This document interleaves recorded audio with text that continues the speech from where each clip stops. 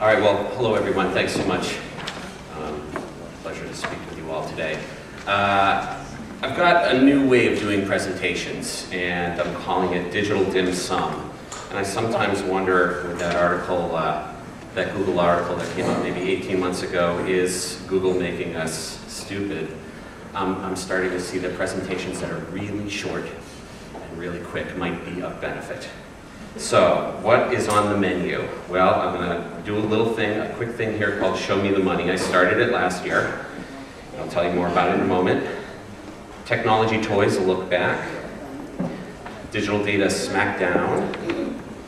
And we'll take a look at an overnight success. And, oh yes, please remember your laser pointers for after the presentation when we do the post-test. So, gives you a little time to look for it if you don't already have it. Okay, so show me the money.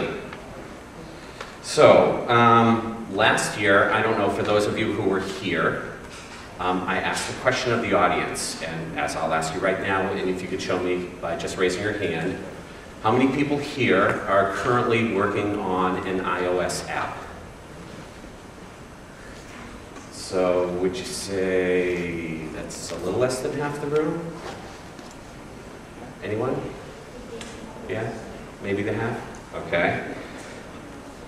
How many people here are making money in the apps store currently?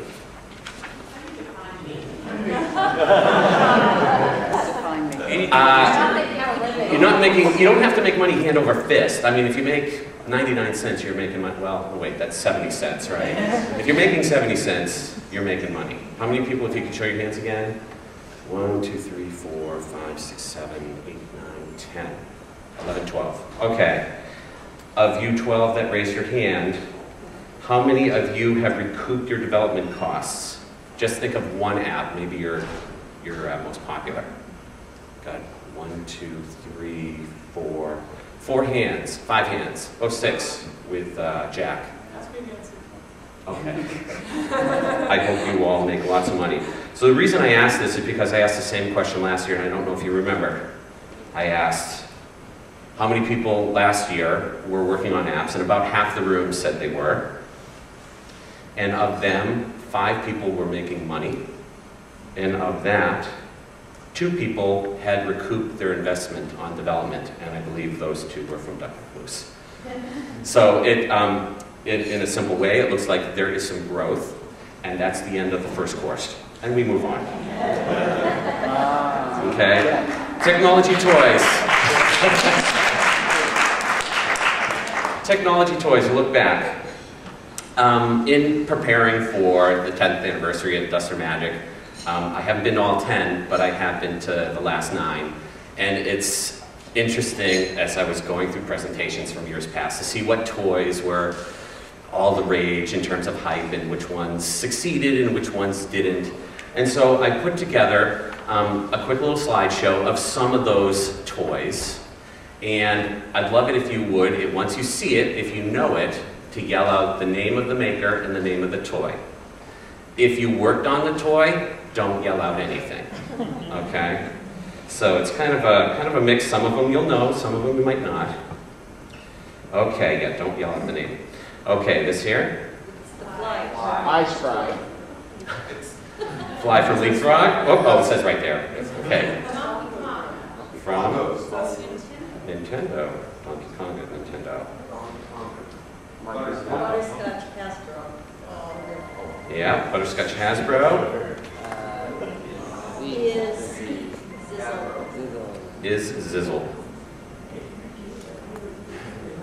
Yeah, I think there's some professionals. Yeah. Dance Us. Anyone? This is No. All right, it is Hasbro. I'll move on just for time. Ion. iToy by Jax. Hyperdash, Wild Planet.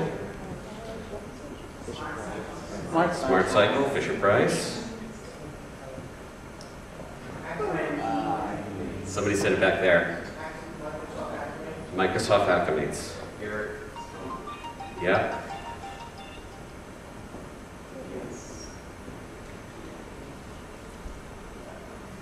Need the Jeopardy music. Hasbro NetJet.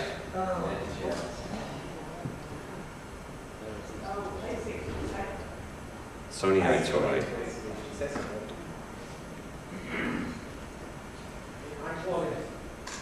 That's correct, yeah.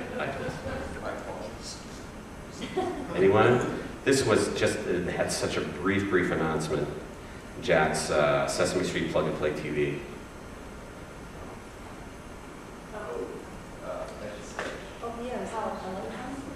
It is electronic. Mattel Juice Box.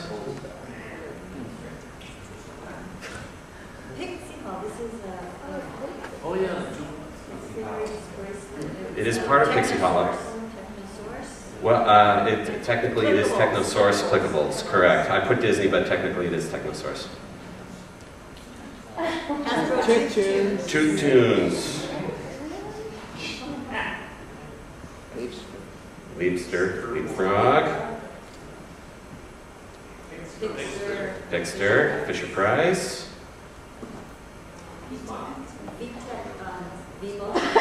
Not V-Motion. Sorry? V-Smile.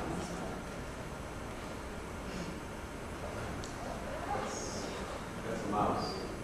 It looks like a mouse. I had to take the name off the thing. It did really well for the first year it was out. Hasbro's Video Now. Same inventor as Tooth Tunes.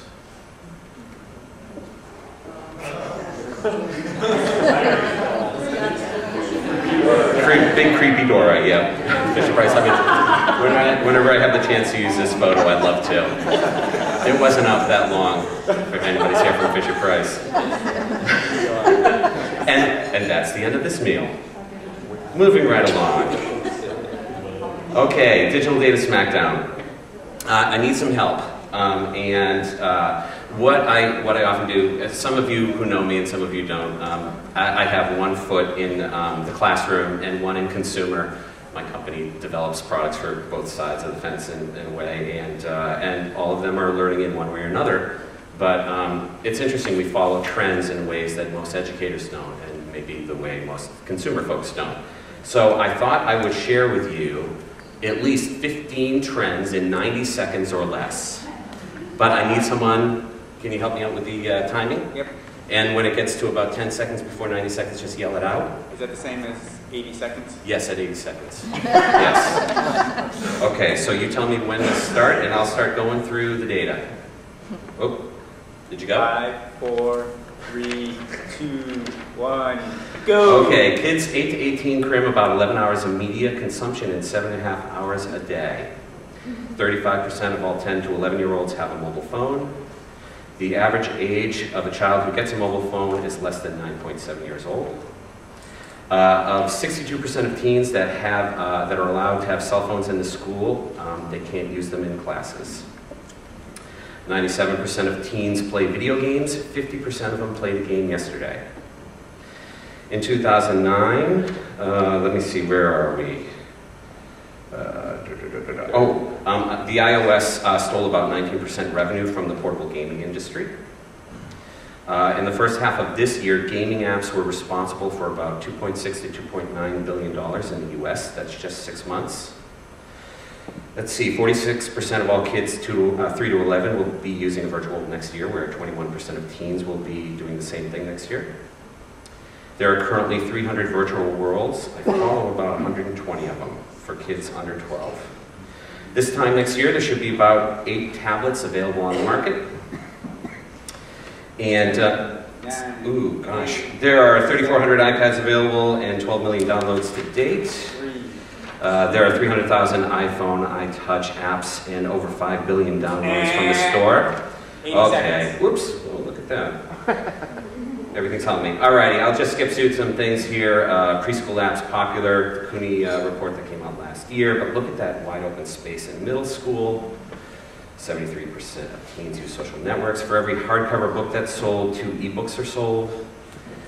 And Facebook overtook Google in terms of user traffic.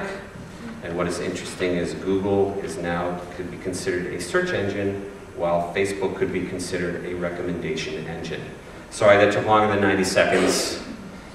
That's the next course. Okay, the last one, an overnight success. Yes, question? Some of them are available on YouTube already. I've given a version of this presentation before, just that data. I've added in a few new slides though. It'll take me a little time. I mean, if you write me, I'd be happy to send you the links. If anybody writes me. Yeah, I could do that, I guess. Yeah, okay, certainly. Alrighty, so this is a newer thing that, a newer item on the menu. I haven't tested it out before. It hasn't been ordered before. And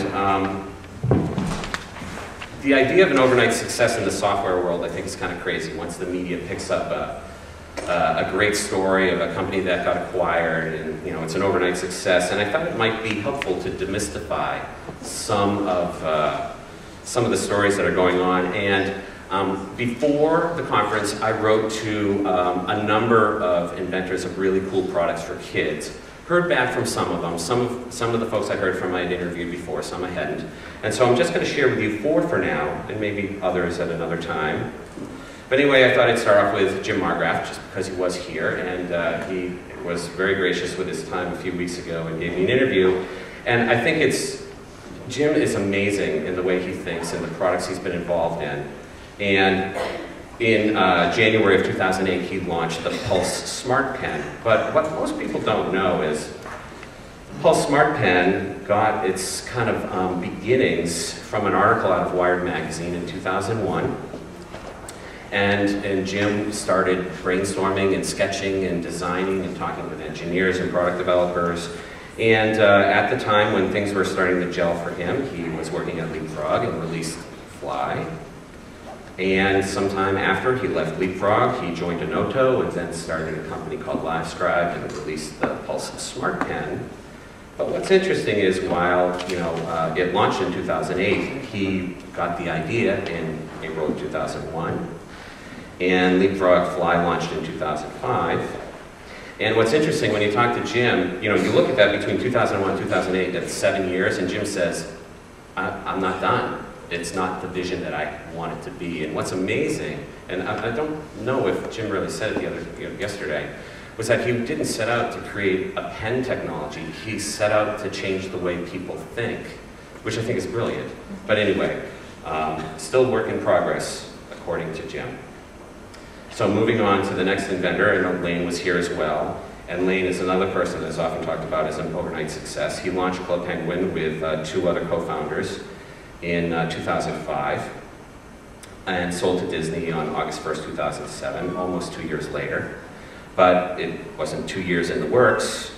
Long ago, Lance Preeb, one of the engineers, started a gaming portal called Rocket Snail. And he had the idea thinking that social media and allowing kids to connect with one another online might be really neat, and he wanted to do something that was safe. And at the time, MySpace was taking off, and there was all kinds of things in the press about it not being safe. So he created some kind of chat tool and wasn't quite sure what the vehicle for delivering it to kids would be. What year was that? That was in, I'll tell you in just a moment. We're getting to it. One day, they're talking about it in the company that Lance and Lane were working in, and they happened to see this page on a daily calendar of, who was this artist again? Gary Larson, that's right. Where, it's a penguin who slipped on a banana peel, but yet, he's in the frozen tundra. So it's like, what? And they laughed so hard and thought it was so funny that it's like, wow, that would be a great vehicle. And by the way, penguins, who are social creatures, waddle, which might be really easy to animate. So they took that idea, they created experimental penguins, and then shortly thereafter created Penguin Chat, and many years later created Club Penguin. This is a more recent version. And here you can see this is a very busy area of conversation and avatars waddling around. But if you go back and look at the dates, so before Lance Preeb thought of creating Rocket Snail before October of 1999, good 6 years before they launched Club Penguin, and 8 years before they sold. Experimental Penguin was developed in July of 2000, and Penguin Chat July of 2001. So, you know, this overnight success was a good 8 years in the making. And Mitch Resnick, also former speaker here at Duster Magic many years. I love Scratch. I don't know if you know Scratch, and if you don't know Scratch, it's worth getting to know. It's such a dynamite product. And writing a book on it. I'm sorry? My kid's writing a book on Scratch. It'll be out next week. That's great. That's wonderful to hear. A book out on Scratch coming out next year. Written by kids, for kids, or for everyone? It's for middle schoolers. Middle schoolers. That'll differ the market there that you pointed out. Excellent. Excellent. So Scratch launched in May of 2007. But what's interesting is most people don't know the roots of the idea came from another initiative that Mitch was part of called the Computer Clubhouse. There was at one time only one, and I don't know how many they have now, but there was a sponsorship Worldwide. from... Worldwide, how many? Worldwide. Hundreds. There's also a lot of spin-offs. There are about 75 projects nationwide through the National Science Foundation that are using Scratch either in schools or after schools. Summary of mine is over on the table over there, giveaways. Lots and lots of people are using the model. Thanks for sharing. Computer Clubhouse, the concept of it is great. It's, you know, making computer technology accessible in inner cities and rural areas to underprivileged kids in schools. And one of the things that Mitch noticed was kids were creating amazing art, and kids were dying to make games. But the tools to allow for it, while Photoshop was their tool of choice, couldn't quite say that it was that accessible at the time when they launched Computer Clubhouses, or there weren't any really good tools for making games, and the kids kept saying, I want to make games. So they took a look at a product called Squeak by Alan Kay, and Mitch and his team kind of thought about Squeak and what they could do to try to make a tool for kids to create quickly, and came up with Scratch, which is a really great visual programming language, and really gets kids thinking, and it's very empowering to do whatever they want to do from an interactive perspective without, you know, buying software or licensing, or very easy to upload and share and so forth. And one of the things that's so not talked about is this Scratch board, $50, is so worth getting if you're a Scratch fan. It's worth every penny. So it launched in May of 2007. The concept for Scratch was developed in 2002. Mitch and his group, Media Lab, got an NSF grant in 2003. And while Mitch says, you know, Computer Clubhouse has played a part in seeing how kids wanted to create, and that was in 1993, Mitch says really the idea for it came about from his group in 2002. So a good 5 years before they went to market. How am I doing on time? All right, I've got my last thing. So, someone who is not a speaker here at Duster Magic, although many of us, I imagine, may have spoken with Michael Acton Smith, the CEO of Mind Candy and developer of Moshi Monsters. And I had the opportunity to speak with him a few days ago and asked him, tell me about Moshi Monsters. You may not be aware of it here in the US, but it's wildly successful in the UK. And if you look at the US trends, it's growing quickly. Moshi Monsters launched in April of 2008 and has a really interesting story, which Michael is oh too kind to share the details of. Long ago, he got $9 million to develop a social media game for teens and young adults called Perplex City. And as the money was starting to wind down, spending oodles of dollars, it was not succeeding. It had a card play-based component, and Michael is amazing businessman and product thinker, and so there were all these other kinds of Perplex City, but nothing was working. So with the few remaining dollars that they had as the $9 million was about to run out, Michael thought back to some of the things he loved as a child, and one of the things he thought was so funny was a pet rock, and how people could kind of project a life into a rock. And he said, how could I do that online? Wouldn't that be neat to do with kids? What could come up with that? And as a result, he developed Moshi Monsters. And you know, here's kind of a look inside one of the rooms and one of the characters and some of the other things that you might find inside of an avatar's room. So they launched Moshi Monsters in April of 2008, but yet they were funded for Perplex City and launched in April of 2005. And it wasn't until 2007 that they realized we got to do something quick to make some money. So they took the pet rock idea and started building motion monsters, and that's the end of that overnight success story. Thank you very much. All right. So if I could ask you, now is the laser pointer post test. Is that cool? We're doing okay with time? Yep. Okay, great. All righty. Can I just say something about Yes. the last guy? Okay, yeah. Michael. There's another thing in the middle you forgot to mention. After that city that he tried to make, it didn't succeed, he made a website for kids for smart logic games. Yeah. And that didn't succeed either, but it also gave him a lot of platform to work with kids. Yeah. So it's not like from teens to kids. There is a move also in Oh, that in the true. middle of True. learning how to work with kids and giving them puzzles. It's still there. I don't remember the name of it. No, but it's, an educational site. There, Michael is very interested in doing educational stuff, and he did want Motion Monsters original. Oh, hold on, I'm sorry. Hold on just a moment. He did really want Motion Monsters to be educational. Right. It's And, not just to make a monster. But it didn't, Right. he still would like it to be. He has another product, I think it's called Tut Pup, that's in beta, that's educational, but it's very different. He also made shot glass chess.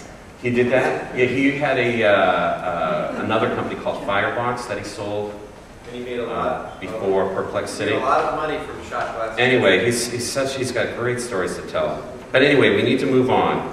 And you need to move your laser pointers onto the screen now. And if you could, this is, I need to figure out N. What does N equal? And I'm going to ask for a little bit of help from the audience. Once you make a square, how much you think we have, how many people in the room are voting? So we need to count these. All right, everyone, please keep your dots still. And the shortcut is you count one side and multiply by 4. I usually find the bottom one is the best average. So there's about 9 there, so maybe 36 people, would you say?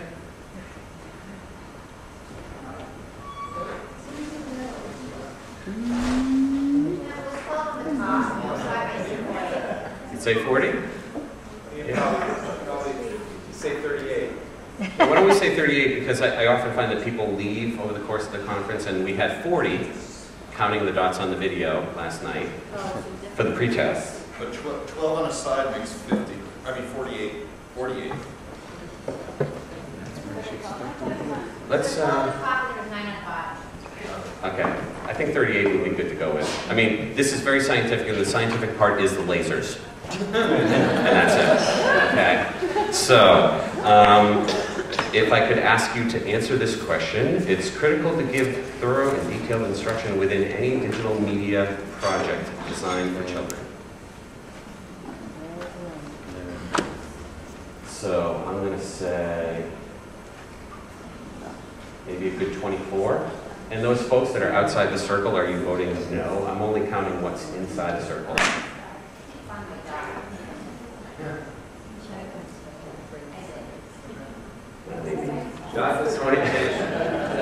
Maybe 26. We'll say about 26. On no, the correct answer for this one is no. Maria Montessori used to correspond regularly with Jean Piaget.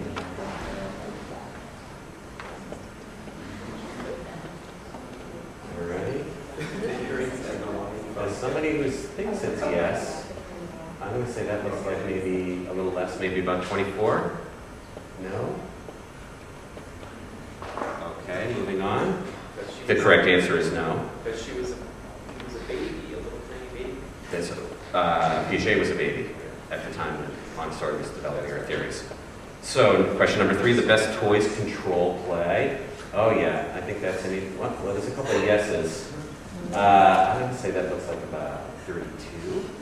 The correct answer is no. The original inspiration for Foursquare was a highly trafficked foosball table. Yeah, the correct answer is yes. I'm going to say that's about 35. And it's at a place called ITP, which stands for? Oh, that's a bonus question. ITP stands for? Interactive telecommunications. I take your tuition. No. Interactive telecommunications Did I skip it? I skipped one. Okay. Disney Create has a feature that allows kids to manage their own custom contests and polls. Okay. The correct answer actually is no. And this is a tricky one because the feature was never intended. It was the child-based community that created it. But the kids are a feature. So,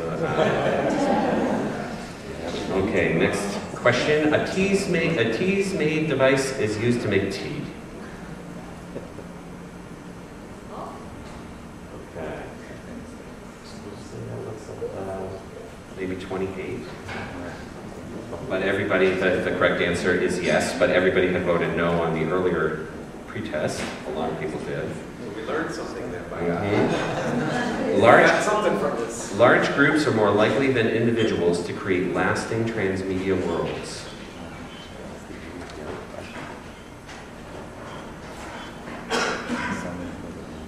That's the And- city. Yeah, So you're talking about users or designers? we are talking about designers. Yeah. So I'm going to say the correct answer is no. I'm going to say that was about 20 people. And then the last question, which will probably yield better feedback during development? Ask lots of kids one question, or ask lots of questions to just a few kids?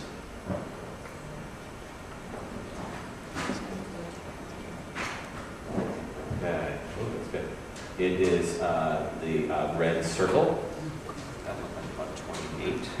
Ask lots of questions to just a few kids.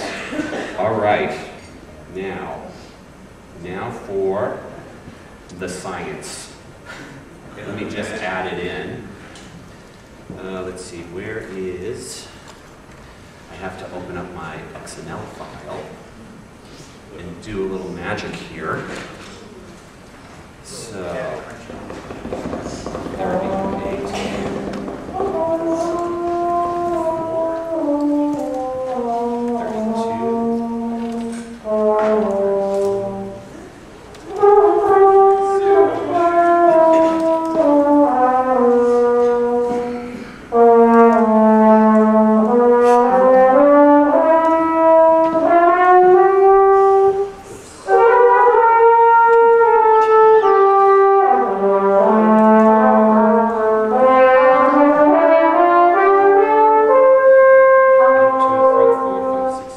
Just need to double check.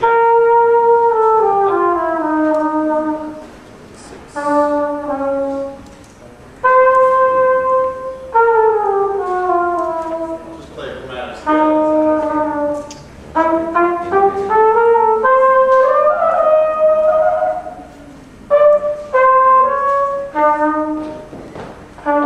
There we go. Okay.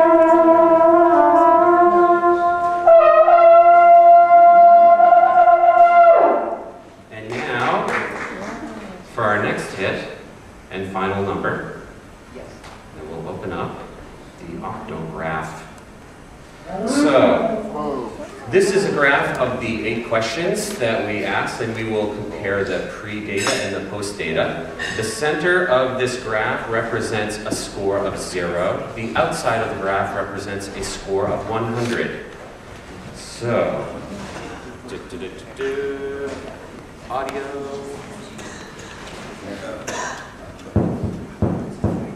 Is that, there we go. Okay, there isn't much. So if I click on the center, let's take a look at our pre-data. So that's how we answered questions collectively here as a group. And now let's look at the post-data.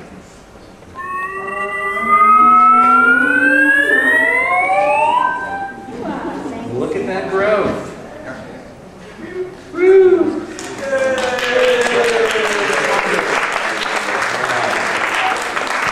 And my very last slide is just to say, you know, Duster Magic is a community, and no one person knows everything. Everyone knows something, and all knowledge resides in humanity. Thank you very much.